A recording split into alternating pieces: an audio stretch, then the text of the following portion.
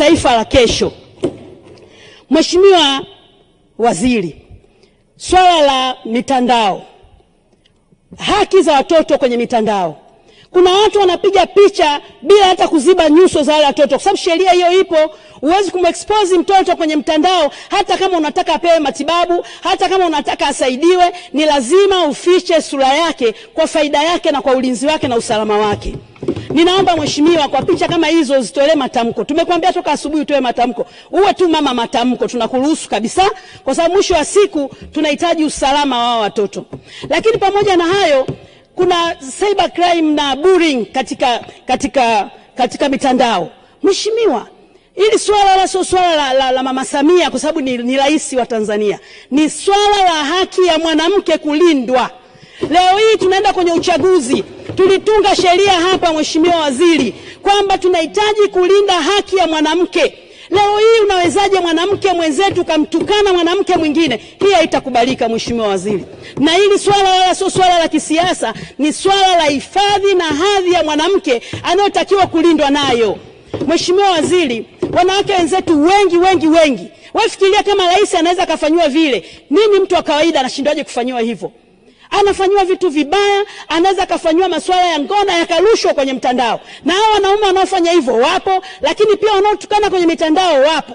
Amesema vizuri sana kiongozi mmoja hapa asubuhi kwamba Wizara ya Ulinzi na Usalama kwa kushirikiana na wizara yako Mheshimiwa Waziri, ni lazima tusimamie haki za wanawake wote, akiwepo na rais wetu ambaye ametukanwa. Na hili nimeliona kwenye mitandao akiendelea kusema kwamba nyinyi mnaosema mna njaa, nyinyi mnaosema ni watu.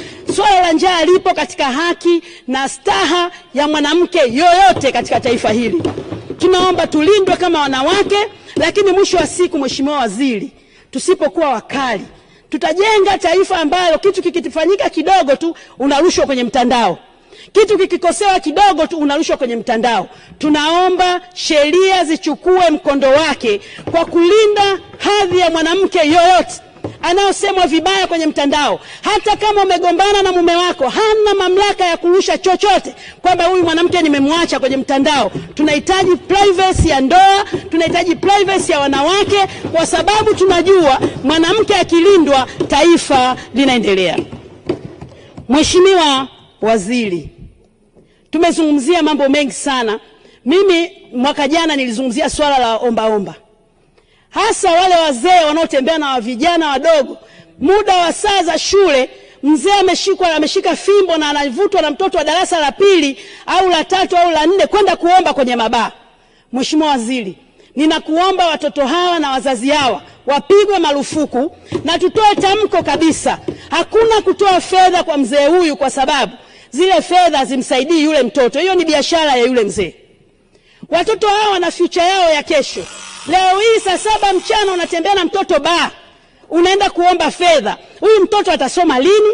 Anapata afya gani? Watoto ni wachafu, unaona kabisa watoto ni wadhaifu. Mheshimiwa, tunaomba utoe tamko kwa watoto hawa. Nilisema mwaka jana na mwaka huu narudia, naomba uchukulie hatua swala hili.